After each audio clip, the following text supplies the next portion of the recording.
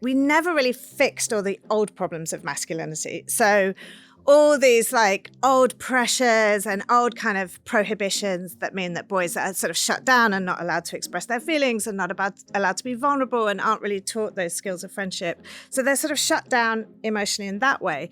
But then there's also all this kind of newer narrative that comes mainly from the left, which is like, you know, shut up, you're so privileged, you don't really have any problems, like, don't take up too much space, you know, time for you to pipe down and everyone else to have a voice, which I think comes from a good place. But I think that boys now, this sort of generation of boys just feel very shut down from all sides. All right, I'm here with Austin and Emma. Howdy, John. For another episode. Hello, John. Hello. How you doing? I'm good. So we just got out of a taping with Ruth Whippman. Can you talk about who she is and why we had her on today? Ruth Whippman is the author of BoyMom. Ruth is the mother of 3 boys. And basically the book is about, as she's having her 3rd child, it's around 2017, and she's raised a feminist by feminist parents, and she's a feminist, and she felt her sort of feminist principles collide with being the mother of 3 boys in the middle of the Me Too era. And then she went on this research project that ended up being this book, where she talked to boys all over the country, young boys of all ages, all different walks of life, all different political persuasions, everyone. You've been talking about this book in our meetings for months at this point. Yeah. I know you have boys yourself, 2 young boys. Can you talk about why this book resonated so much with you and why you wanted to have this conversation? So the recommendation came from Emily, who read this book a long time ago. And like every time I went to bed and she was reading the book, she was like, I want to read you more about this book, and this is great. And I had been, since the boys were born, since Charlie was born, like looking for good parenting books, because you have no fucking idea what you're doing. And so you want these, and there's a lot of bad parenting books out there. I can imagine. And there's almost no good parenting books for dads.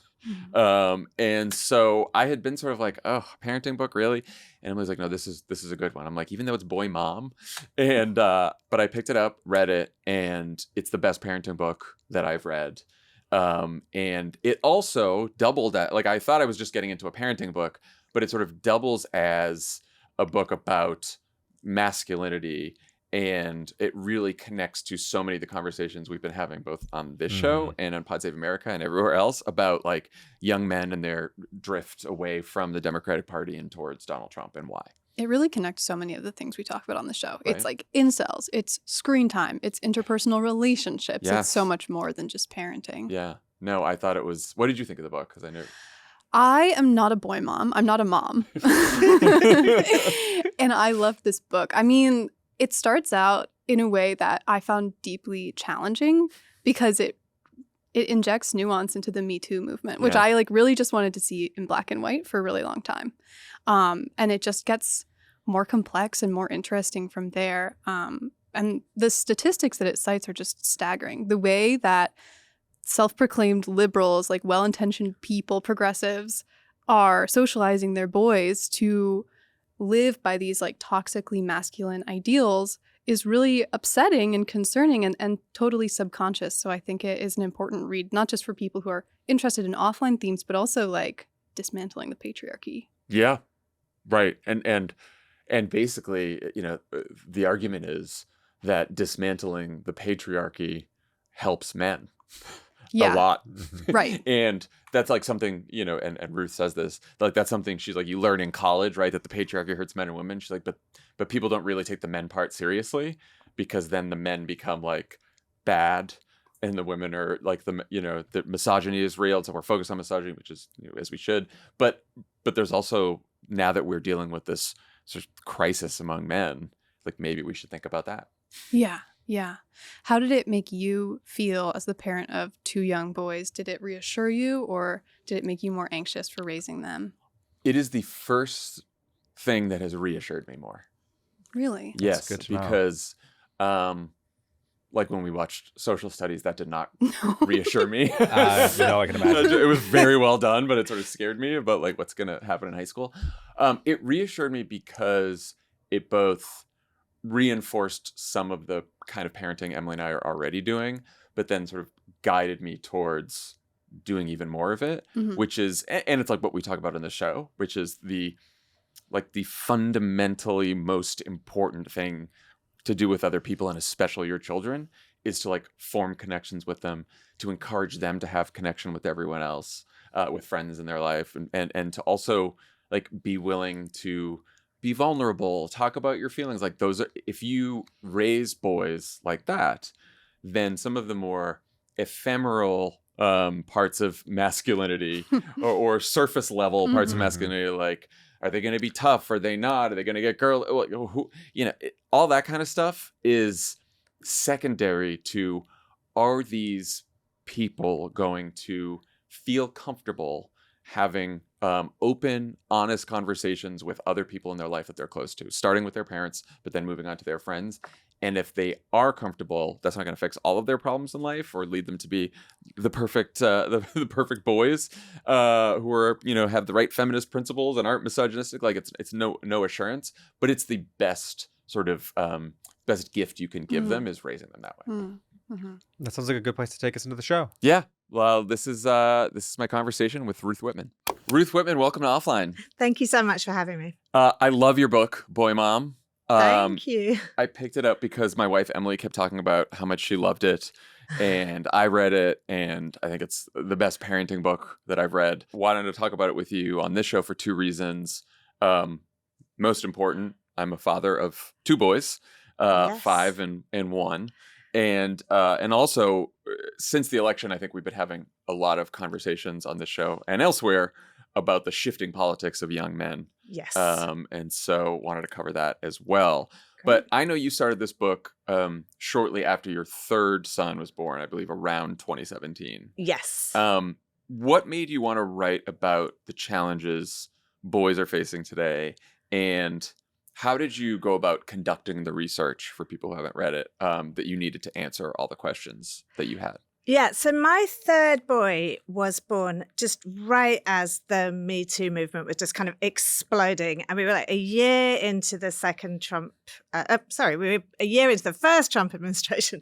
Groundhog Day here. I know. And it really actually does feel like the same kind of moment now. But, and we were just kind of launched into this like global reckoning around toxic masculinity. It was this phrase that you'd never really heard much before. And then suddenly it's everywhere.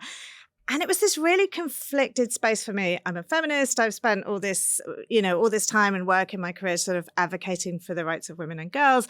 And then suddenly, like, the whole feminist discourse is quite negative about boys and men are terrible. And, every time I look at my phone, there's another terrible thing that another terrible man has done.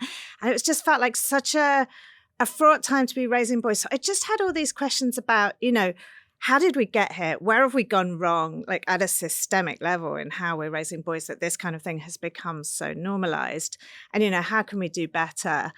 And also just, I felt like psychologically, I had this real unease about the way that the conversation was unfolding, because I thought, being a boy growing up, like in the shadow of this conversation, hearing this felt like such a sort of psychologically unhealthy environment for boys in a way. And, I felt very conflicted as a feminist, as a mom. So I just sort of wanted to unpack it all. And, I spent several years reporting the book. I went all over the country talking to boys of really very different backgrounds, different political affiliations, different geographic locations, different economic backgrounds, racial backgrounds, just finding out about their lives. I went to all kinds of spaces where boys hang out. I went to schools. I went to therapy groups. I went to online spaces, some really pretty toxic online spaces. And I just tried to listen to what they were saying and what they were telling me. And you mentioned that, a big theme of this book is sort of you being the mother of 3 boys, sort of colliding with your feminist principles. Right. And at one point you wrote, you felt like you had walked into your own ideological trap. Right. What did you mean by that? Yeah, it was a really sort of awful feeling. So I'd grown up with a version of feminism that like gender is entirely socialized. So, the reason why boys and men behave badly is because we kind of socialize them into it and we enable it. We let them get away with things. All these stories like boys will be boys. Mm-hmm. It's just like this kind of weird coddling that we allow boys to kind of get away with things, and then that continues. And so, by that logic, that we have a lot of control over, what our kids do, what they're like. And I do believe that we do have some control. But then as soon as I had 3 boys, I went in with all this hubris and I was like, my boys are going to be different. They're going to be these like feminist, sensitive, thoughtful. They're not, they're going to read bell hooks and they're going to, And then, of course, obviously that was proved to be complete rubbish. And they were the wildest, the most like Nerf gun loving, hitting, like every form of kind of junior toxic masculinity was like unfolding in our home. And I think the ideological trap was that, if gender is all socialized and if we do have that much control, then this kind of shit show that's involving in my house must be my fault, Right.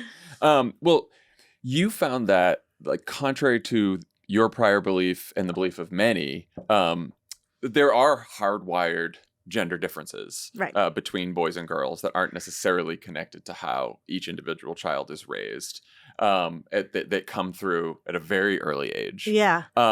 What are some of those differences?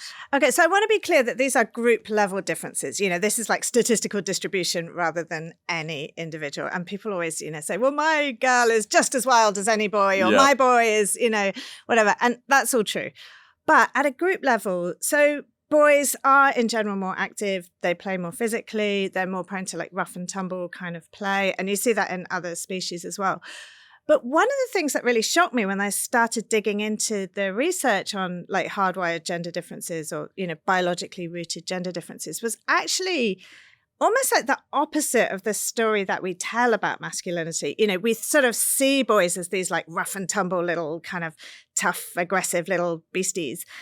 But actually what the research shows is that they're actually more fragile and vulnerable and emotionally sensitive, biologically, innately, than same-age girls are. And that was a real shock to me. That is wild. Yeah.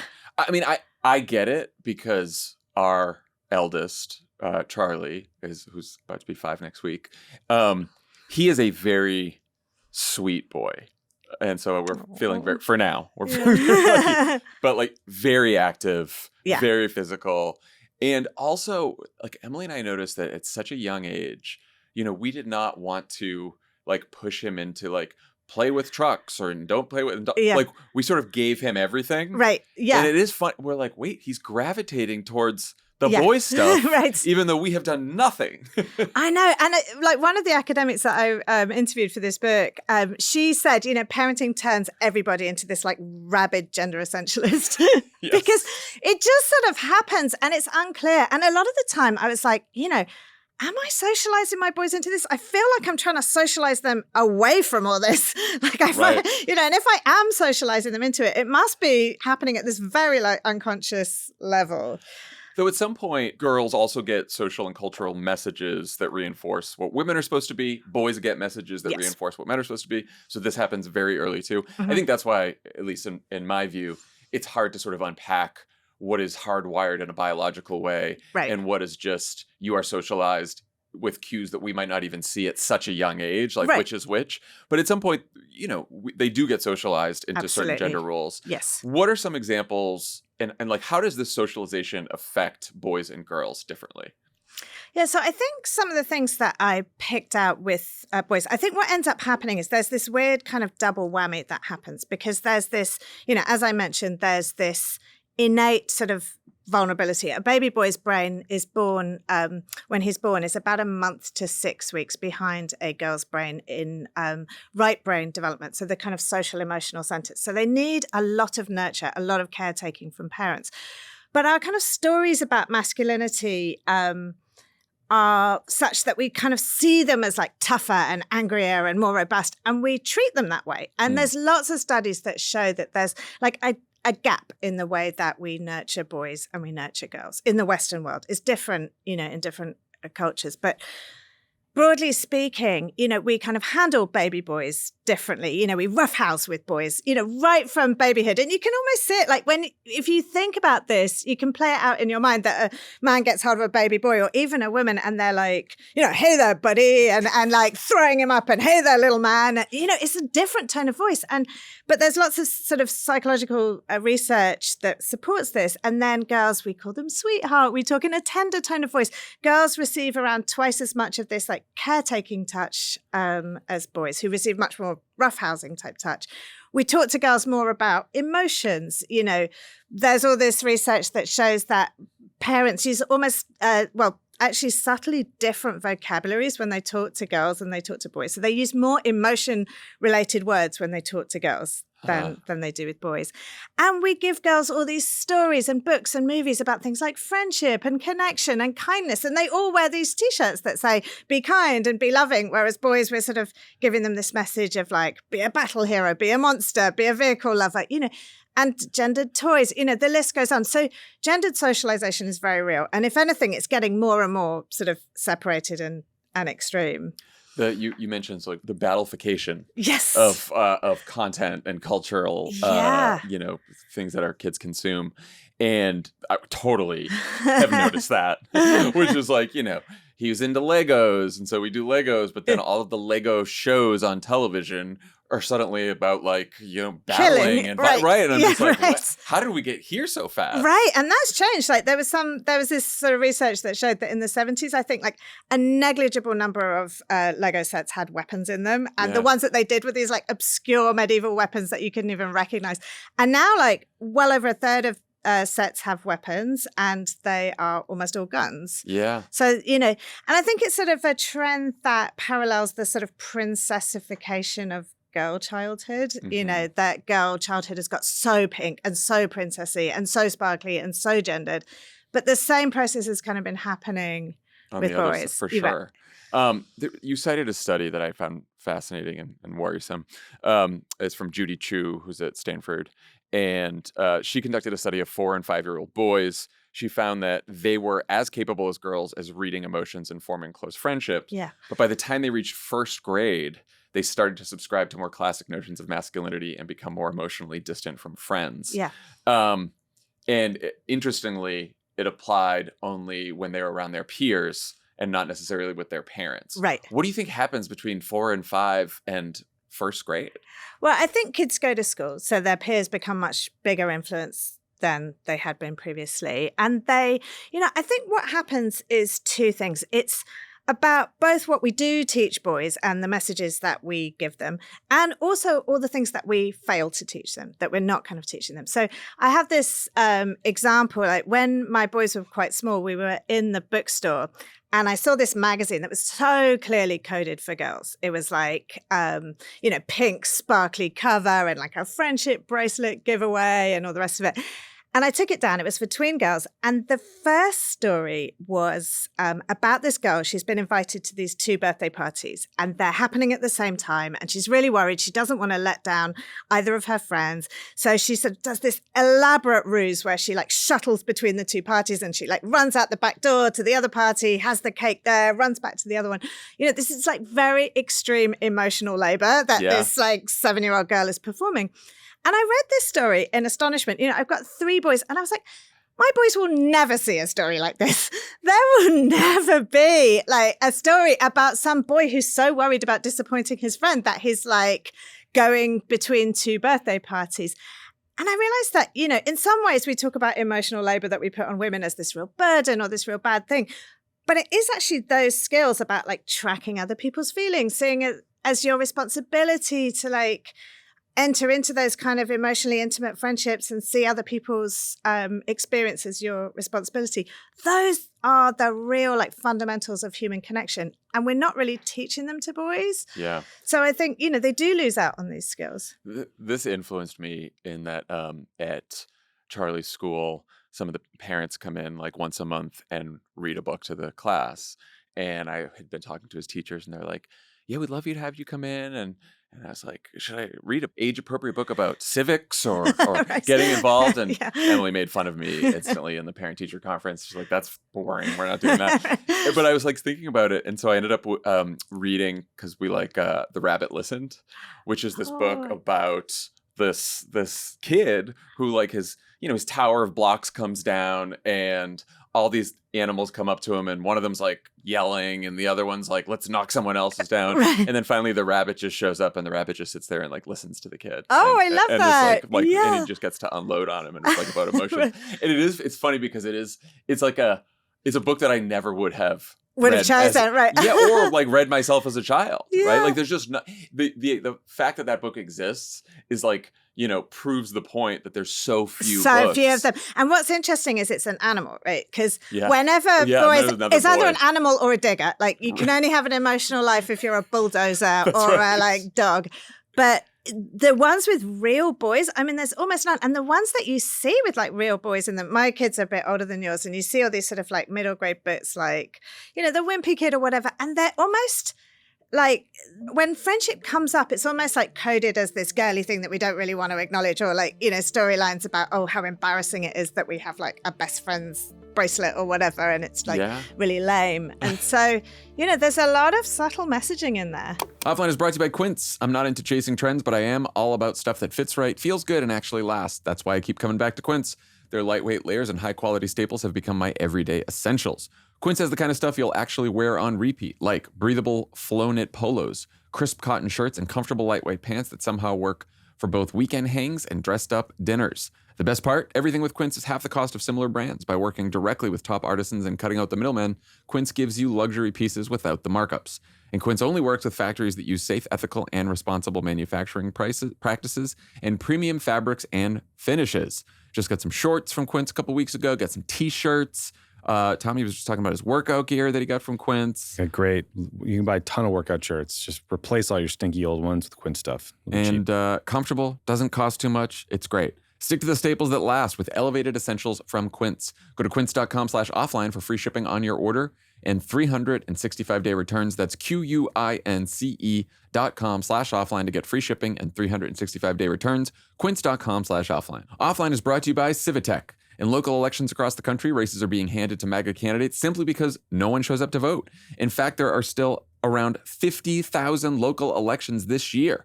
There are millions of unregistered Democratic and progressive voters nationwide that can make all the difference in 2025 and beyond.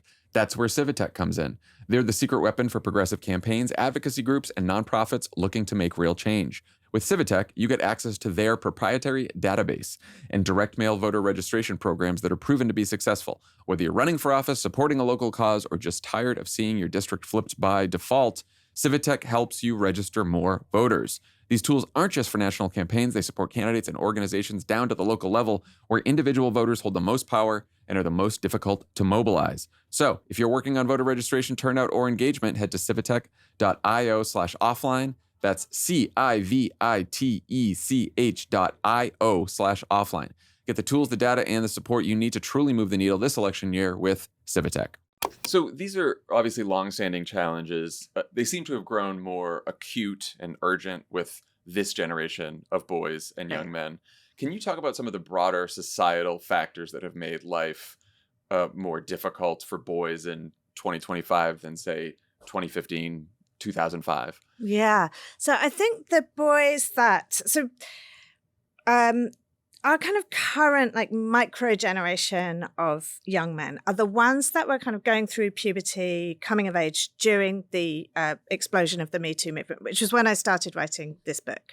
And they have spent their entire adolescence really in the shadow of this conversation about toxic masculinity, about male harm, and these kind of messages from the left. So in some ways, this is really important and really good. So this generation of boys are like very informed about things like consent and, sexual violence in a way that previous generations just never really considered or thought about.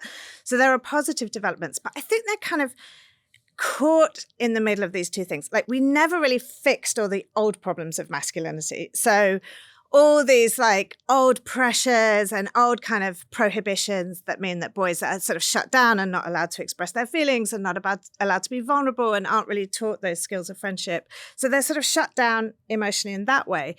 But then there's also all this kind of newer narrative that comes mainly from the left, which is like, you know, shut up, you're so privileged, you don't really have any problems, like, don't take up too much space, you know, time for you to pipe down and everyone else to have a voice, which I think comes from a good place. But I think that boys now, this sort of generation of boys just feel very shut down from all sides. It's like man up on the one hand, shut up on the other hand, and they just don't really know how to be. And I think you can see the downstream effects of that now. You can see that this generation of boys is, you know, they're moving rightward. They're very susceptible to these kind of bad actors. They're resentful. They're angry in a lot of ways. And they're very avoidant as well of real life.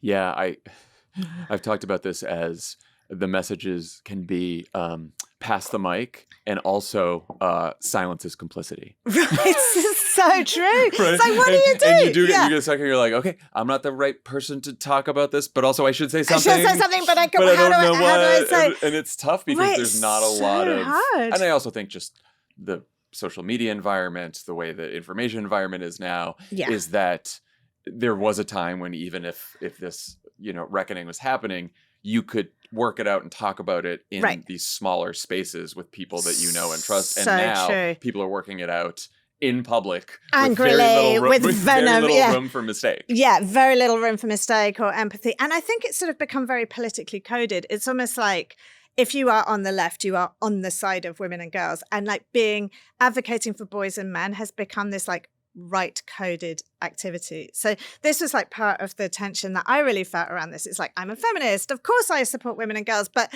like I want to advocate for men and boys, but somehow you have to be so careful because it starts to sound like this other sort of similar but quite different thing, which is just like sounding like this rabid like men's rights activist who sort of hates women and blames them for like all the problems that men are facing. So it's a fine line.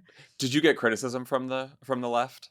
From like feminists or progressives? A little bit. So not actually as much as I thought. I sort of anticipated getting criticism from both the left and the right. And it's been far more from the right, honestly, which is very validating and good. I'm like, excellent. Right. I have had a little bit. Like sometimes people sort of really buy into this narrative of like, you know, it's almost the same narrative that you see on both the left and the right, which is it's this zero-sum game, you know, whatever you know, men and boys gain, women and girls lose, and vice versa. And so I have had pockets of that, but not too much, thankfully. I mean, what I found fascinating is that you, by calling out sort of masculinity itself as the issue, right? And you kind of talk about how toxic masculinity isn't very helpful as a way to talk about all this. Yeah. But also positive masculinity or aspirational masculinity isn't helpful either. And you sort of land on a term, impossible masculinity. Right. Can you talk a little bit about that? Yeah. So I think the phrase impossible masculinity I use to kind of capture this idea that it's almost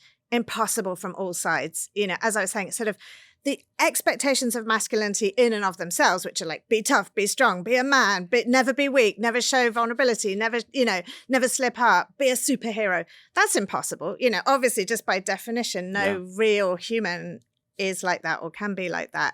But then also there's this sort of impossible from the other side, which is like, you're a predator, you're toxic, you know, you're terrible. And I think boys... And also, I think they're sort of held to account for these two different ways of being in the world. So it's like they're still very much held to these old school masculine expectations. Like those have not gone away. You still have to be a man. You still have to be tough. You still have to be strong. You still can't really show weakness.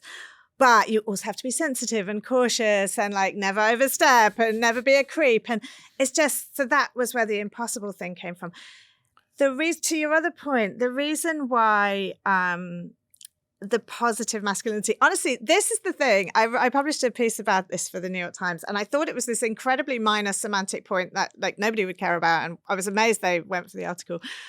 And this has got me more abuse and criticism and death threats and rape threats and God knows what than anything that I've ever written in my life, which was, I was saying, when we say to, like, in these kinds of programs that we have for boys, where we just sort of say, okay, it's time for some positive masculinity, these boys are already under a lot of pressure to be masculine anyway. So it's just sort of like, well, we can't possibly like call it femininity, and we can't possibly just be human, because that would be like emasculating.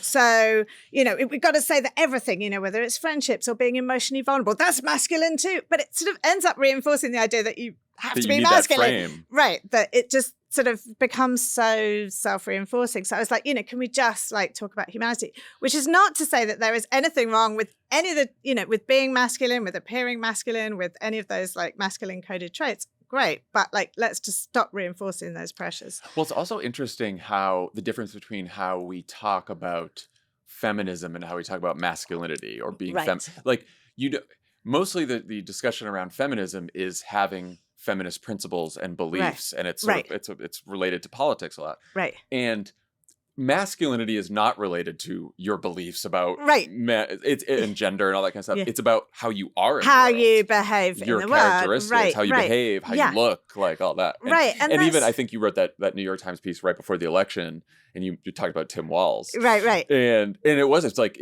Tim Walz, to be a guy's guy, had to be like, okay, I'm gonna be nicer and kinder than the Republicans, but I'm gonna do it by showing like how much I still like sports, even if he doesn't really like sports. Or it's I just can like hunt, you have to, know? and it was this sort of like overstating it all the time, and you can see why, you know, poor Tim Walz, and I don't want to like him, but like it was like every other sentence, you know, it's your guns or your sports or your whatever, and it just became like caricature. Whereas, you know, I think that we give boys so little space to be like fully human, like all of the best things in life, like, you know, friendships, relationships, you know, emotions, being vulnerable. They're all sort of slightly feminine coded, and, you know, sort of boys see them as being slightly gay or like a bit more. So it's just like we're narrowing the frame in which boys operate. Yeah. And I think positive masculinity just sort of, you know, we wouldn't talk about, you know, if I had a daughter and someone was offering her a program in positive femininity instead of feminism, I'd just be like, oh, honestly,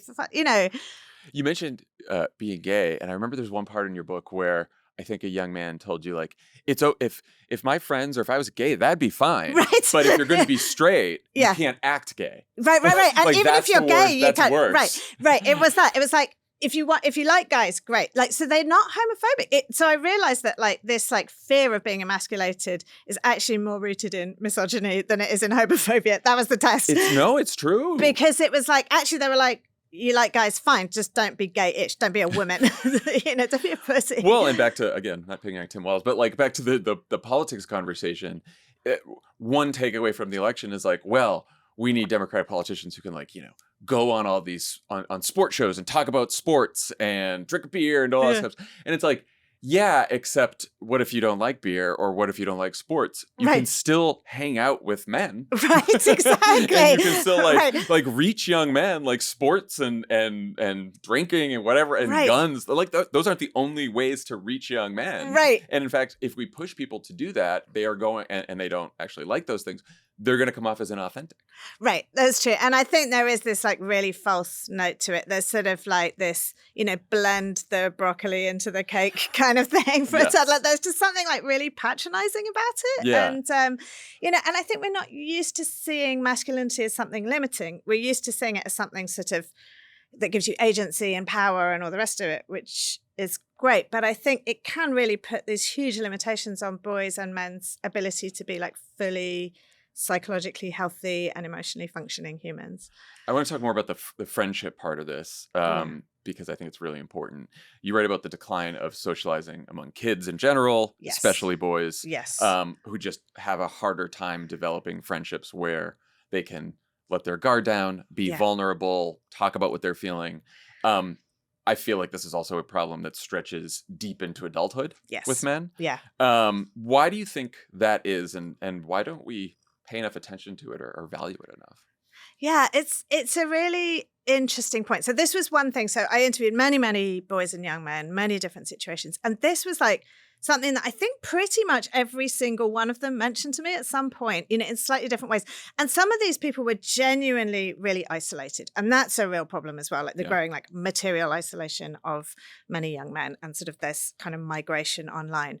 But a lot of them like did have buddies to hang out with. They were like, social, they saw people, but it was this idea that they couldn't really like speak very honestly with their buddies. It was like this idea that they had to kind of perform this masculinity. It was like bulletproof. It was like banter. It was trash talk. It was, and I think there's lots of reasons for it. I mean, it's cultural messaging. It's like, it was this weird thing that like everybody wanted to break out of it, but nobody felt they could. Yeah. Nobody, like every single one of them, I think, wanted something different. I had imagined that they'd all be like, well, this is just the way we like it. You won't understand. You're a woman, we're different.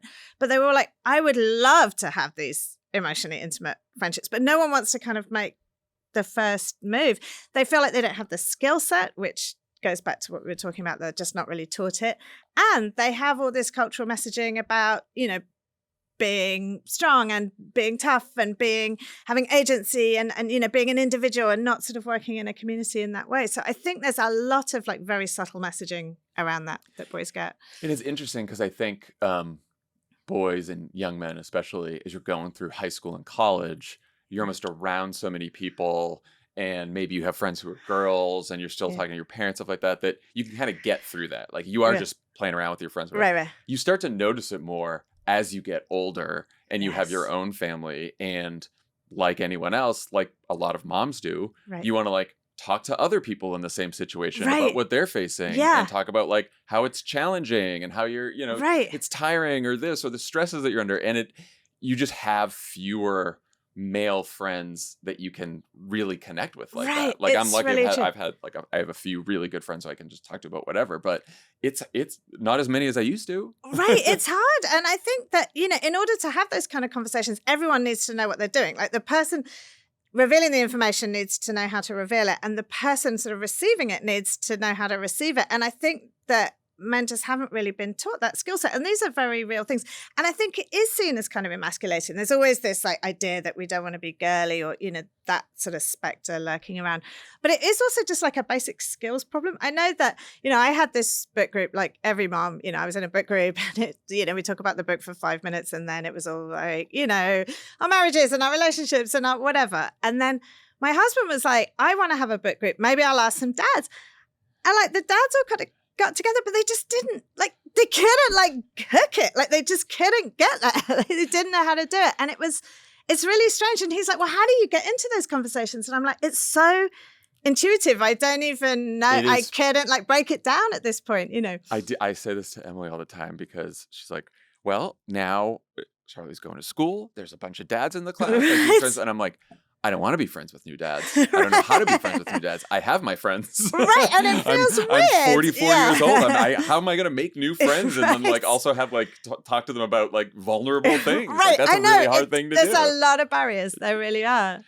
So one thing you said, I think because of sort of the lack of friendships and connection that way, one place that young kids are going is online. Right. And this is a topic near and dear to this show, which is how much time kids are spending with their screen. What's the difference between boys and girls here? And can you talk about, you see the problem as less about what they're watching and more about how much they're watching and what they're missing out on while they're watching. Right. I mean, I think it is both, but so that this, I think in the sort of debate about teens and screen time, the sort of gendered piece of it has got really lost in a way. But actually, all teenagers are spending way more time online, obviously, and way less time socializing in person. And those are trends that are kind of across the board and have been, happening for a long time. But this problem is significant. They call this displacement. So time that you would have spent, socializing or sleeping or doing something else, but especially socializing, people are now spending on a screen. But that displacement problem is significantly worse for boys than it is for girls. Like boys are spending around 5 hours more per week on a screen than girls. Oh, wow. And they're social. It depends how you count it, because they sometimes count sports as socializing. But if you take sports out of the equation, teenage boys are now spending less than an hour socializing in person per week. So 42 minutes, whereas girls are spending 6 hours socializing. So it's a really big difference.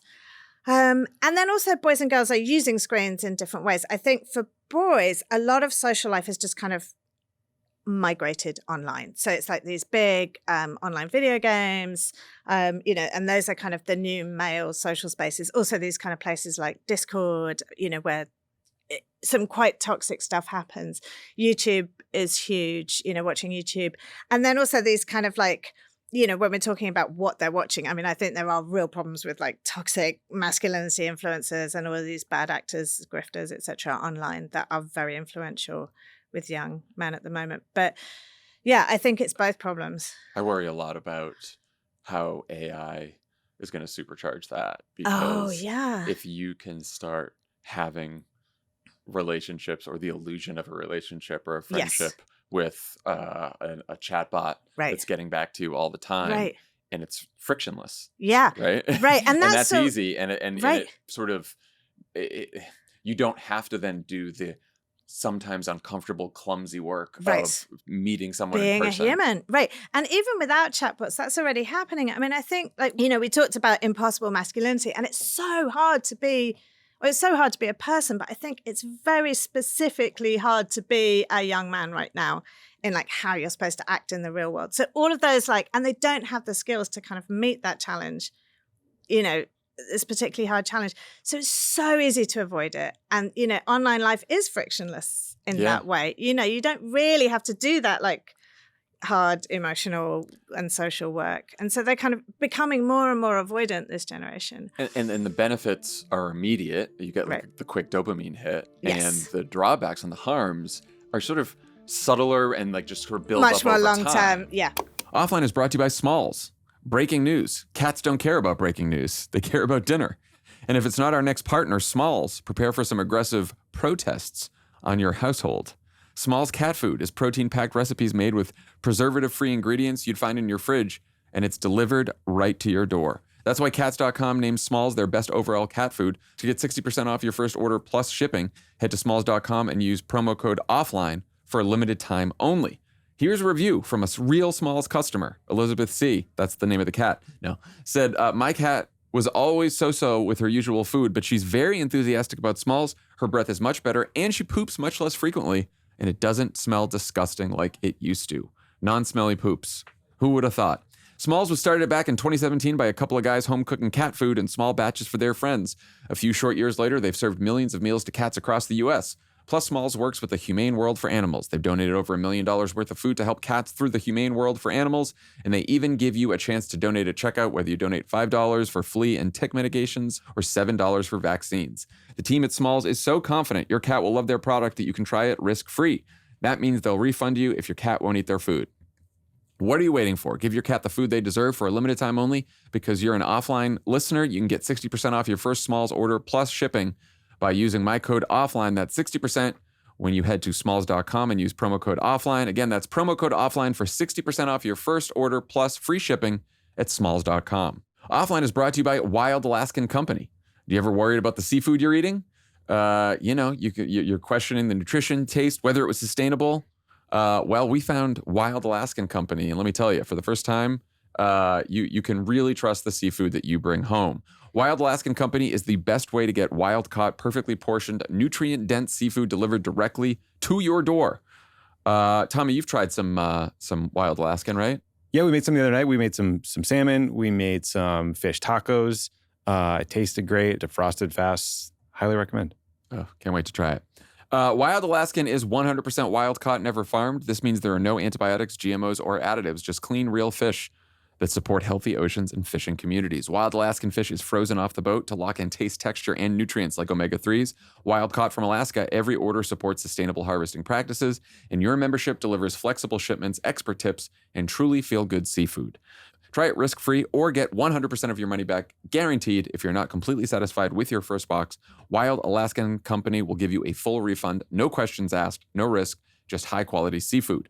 Not all fish are the same. Get seafood you can trust. Go to wildalaskan.com/offline for $35 off your first box of premium wild-caught seafood. That's wildalaskan.com/offline for $35 off your first order. Thanks to Wild Alaskan Company for sponsoring this episode. You spent some time with some incels. Yes, I did. And I think you came away with the reaction that sort of challenged your priors. Yeah. You wrote, I had spent all this time searching for a space in which boys and young men felt they could disregard masculine norms, take off the mask, and be vulnerable with each other. I thought I might find it in some kind of feminist affinity circle or a therapy group run by a soft-spoken vegan, but instead I had found it right here at the heart of the manosphere in Toxic Masculinity Central. Why did those boys and men feel like they could be vulnerable with each other in that space? So this was one of the really biggest surprises, as you can see. So to be clear, there is a lot of like extremely toxic stuff in these spaces. You know, there's extreme misogyny, racism, white supremacy, anti-Semitism, like every horrible thing. It's all there, and it's all very obvious. But what I hadn't anticipated was just this like level of emotional vulnerability. And they talk about their mental health, they talk about their feelings, they talk about suicidal thoughts, they talk about, you know, and what so several people have written about this as well. And it's just this idea that I think incels, you know, the rest of the manosphere is all about kind of this idea that there's this kind of alpha male, and it's sort of holding out this hope, this like false hope to boys that they can kind of somehow get there. So like Andrew Tate and his kind of ilk are like, if you just do these 10 things and take these supplements and lift these weights and blah, blah, blah, blah, blah, and, you know, whatever, then you too can become an alpha male. Whereas the incels have just kind of given up. Like that is their whole founding philosophy. It's like they believe in this hierarchy of masculinity. They believe in this alpha male. They call them chads. They believe this thing exists, but they've given up any hope of ever getting there themselves. And in a weird sort of way, it's like oddly freeing for them. So they got nothing to prove. So, you know, I went very deep with these two characters, one of whom was actually very sweet. The other of whom was quite hard to like, to say the least. Yeah. But they both said the same thing, which was just like in real life, they always felt they had to kind of perform masculinity and appear tough. And then suddenly it's like, there's nothing to lose. We can just be vulnerable with each other. We can just like say it like it is. And that was, you know, being out of that like hierarchy of masculinity was actually really sort of weirdly freeing for them.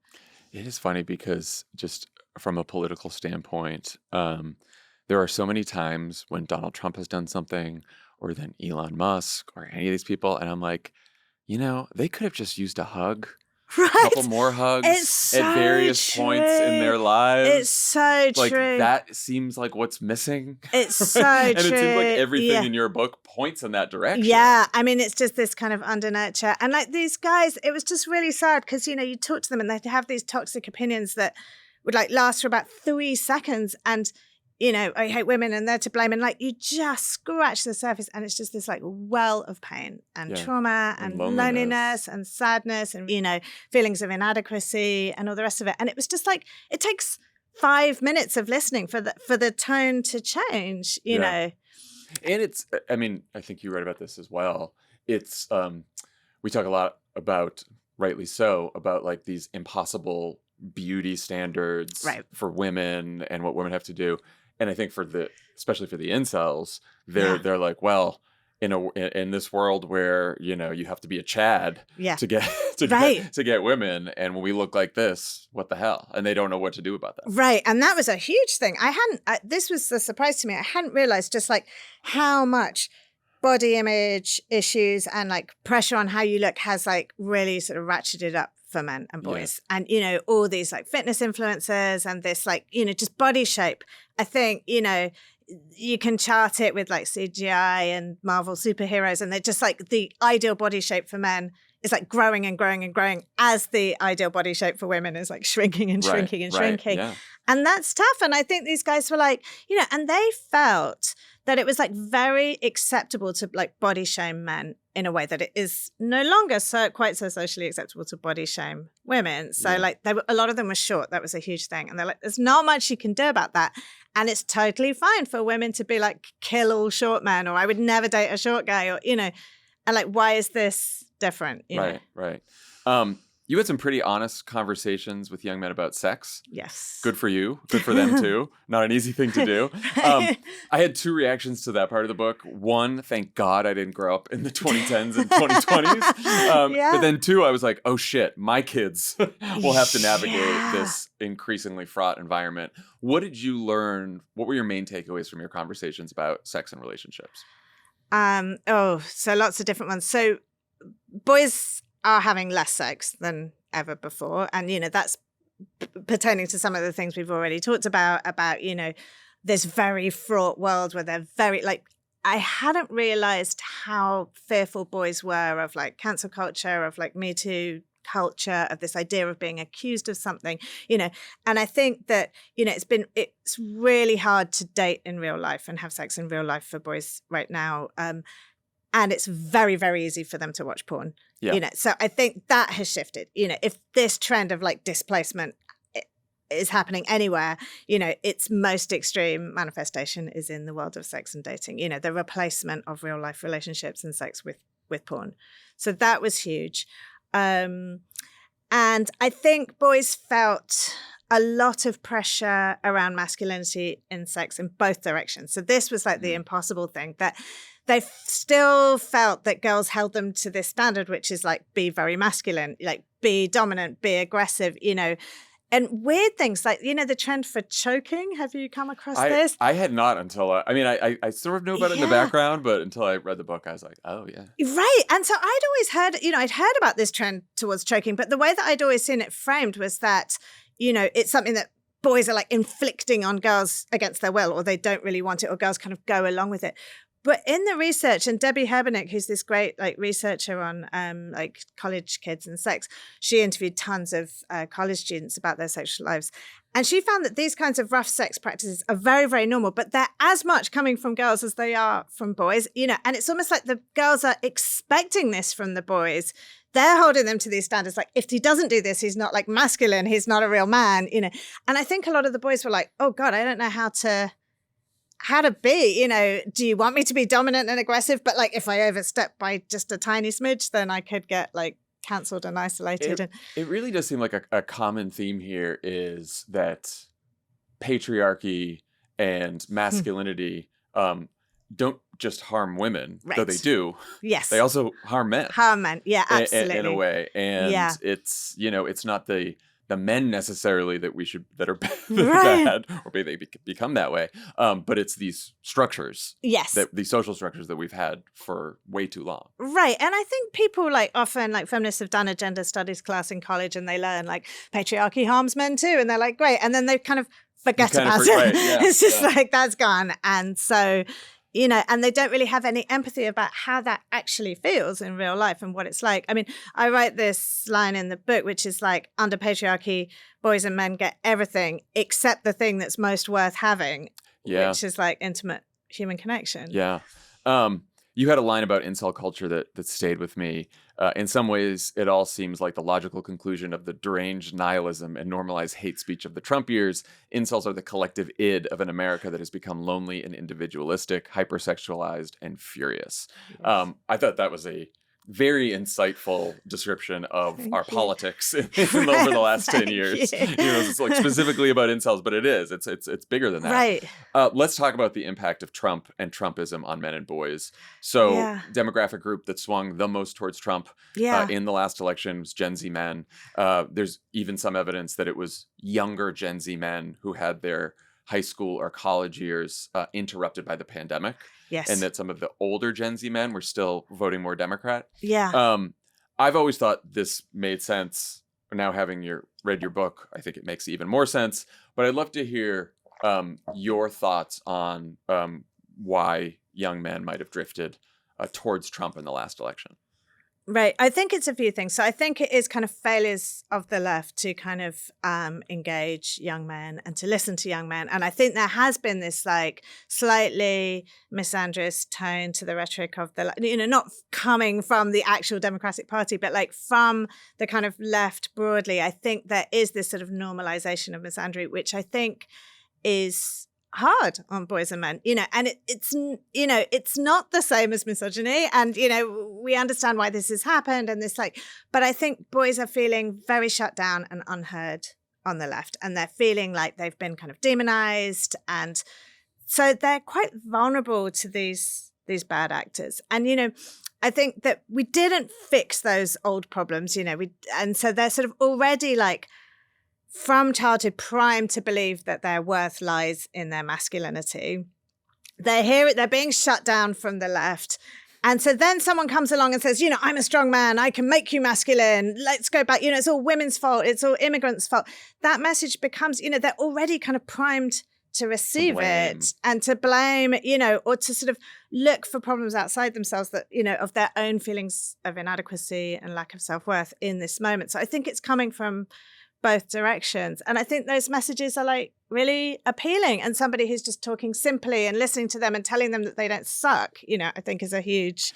In your point about this sort of hyper individualized culture as well, because we've been talking so much about the value and need for connection and relationships. And I think that in some ways, whether it's certain podcasts or manosphere spaces or Donald Trump's movement, it's given people in general, and I think young men too, the sense of community and belonging. Yes. And it's every human everywhere is looking for belonging and connection. So that is true. just a fundamental human need. Right. And if you don't get it, you're going to look for it, and you could be looking for it in some pretty toxic places. Right. But you'd rather that than just be alone.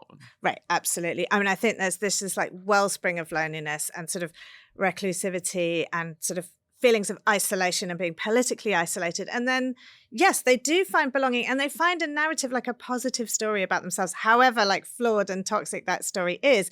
At least it's not you're terrible, you're the problem, and your problems don't matter, Right.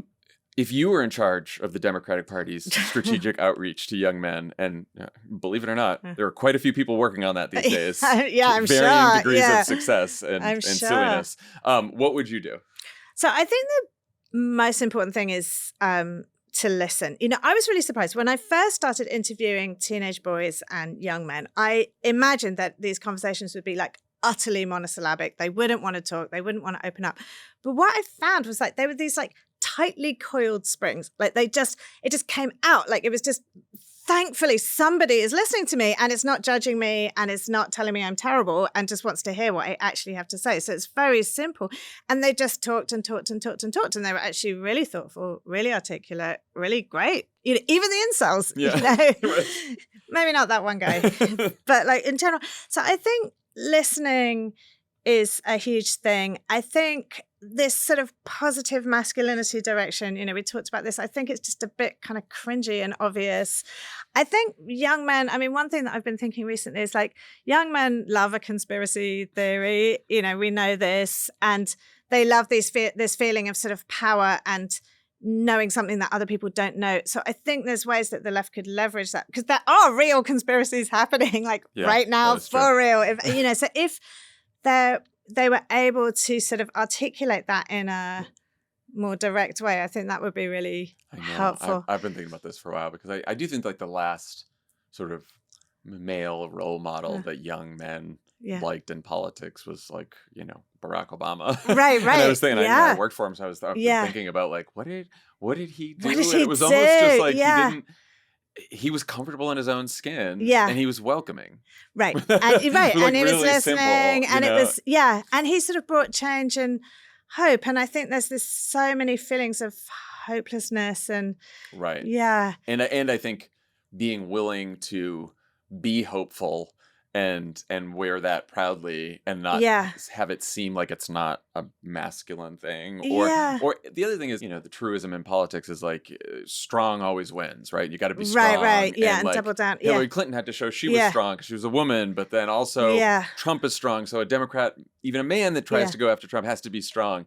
And everything's around strong. And I think if you just, you must have to redefine what is valuable. It's does everything need to be strong? Does everything and it's just sort of, it loses its power after a while, if everyone's more, young men love Bernie Sanders, for example, and that's just clarity and this sort of no bullshit and just kind of clear messaging. And I think there's something about that. And Bernie that's very... Sanders is not out there talking about sports or shooting guns. Right, or all the other exactly. stuff. I don't think I've ever heard him say the word like but he masculinity. Can go on Joe Rogan for a couple hours. Right. And I think that was another thing as well. I think that authenticity and the Rogan thing, that they want to hear people who are real and authentic, and they have a really good radar for bullshit, like teenage boys. Yes, for sure. Yeah.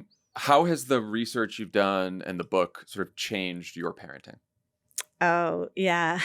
It's changed it a lot, actually. And it's almost something quite fundamental, right? Like, people always want my, 5 tips and tricks to get the, feminist son you want. And it's sort of not really like that. I think it's something about just, a very basic reorientation in my relationship towards them, which is just this, coming from a place of empathy and listening. I think all the research about kind of under nurture and the ways that society holds them to these really rigid and high standards, when it comes to, not giving them this sort of very sweet, loving nurture as a general thing. I feel like I have to compensate for that. So I think when you talk about raising boys, people often tell you that you need to be tougher and more disciplined and more sticker charts and more wrestling. There's always you've got to wrestle with them. And I'm they get so much of that stuff from the world already. My job is to fill in the gaps when it comes to empathy and nurture. The friendship thing, I think it's coaching them on those skills about, how to have a friendship, how to talk to another person, realizing that those skills aren't necessarily intuitive. They're not getting them from the environment. So trying to break it down with them, trying to get them to be interested in other people's emotions as well as their own. How has your husband changed his parenting, if at all? So actually, he has been the biggest convert to all this. It's been really lovely to see. I think that he sort of, as you were talking about this idea of male friendships being really hard in your 40s, I think he realized, and it helped him trace the lines back to some of this parenting stuff in his own childhood. So I think he's really determined to change it. So actually, he's been the one who's done a lot of this social coaching and saying to my middle son had this conflict with a friend at school, and he was the one who was saying, well, why don't you listen to what he has to say, and why don't you do this, or why don't you ask him about his grandma dying, or why don't you and he's done a lot of that as well, because I think he really feels it very intensely, what can be lost without it.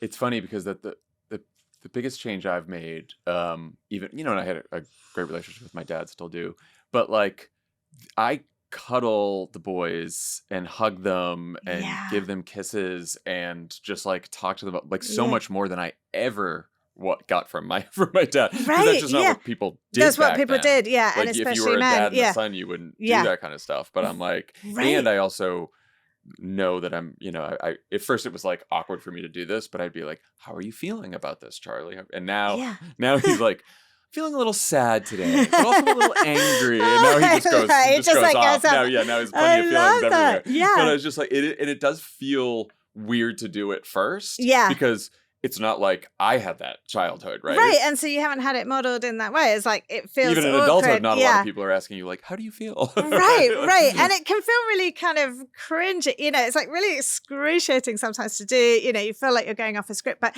I think if people can do it in the way that feels as authentic as possible without that helps. It is. It's funny when when Emily first had Charlie, and I was texting all my friends, and I was oh, I am so fucked. This is going to be so hard, baby. Yeah. And my friend who has 2 boys who were a couple years older than ours, he just said to me something that's still stuck with me. He goes, "It is hard now." He's but pretty soon, he's you're gonna have a best friend for life. He's just gonna be your pal. He's gonna be with you everywhere. And it's funny, I started thinking about it like that. Yeah. This is a very important relationship, not just me as a father, but try to form a connection with your kids, which I feel you came to the conclusion to as well. Is the more as parents we can just connect with our kids and raise them as adults, they're about to be adults. Right. Anyway, and, that is gonna be.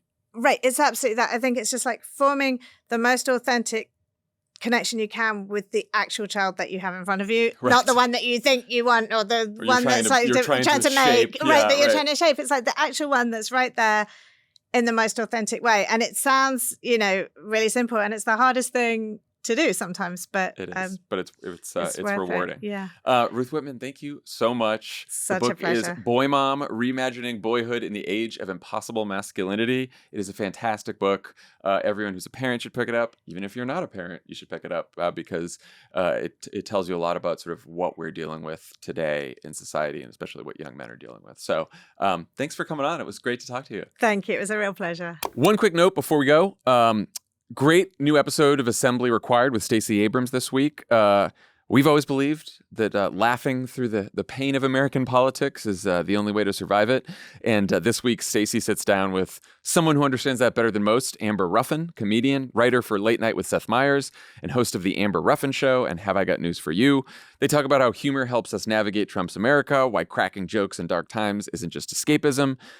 It's a small way to fight back and remind us of our shared humanity. So tune into this episode and all episodes of Assembly Required now, wherever you get your podcasts.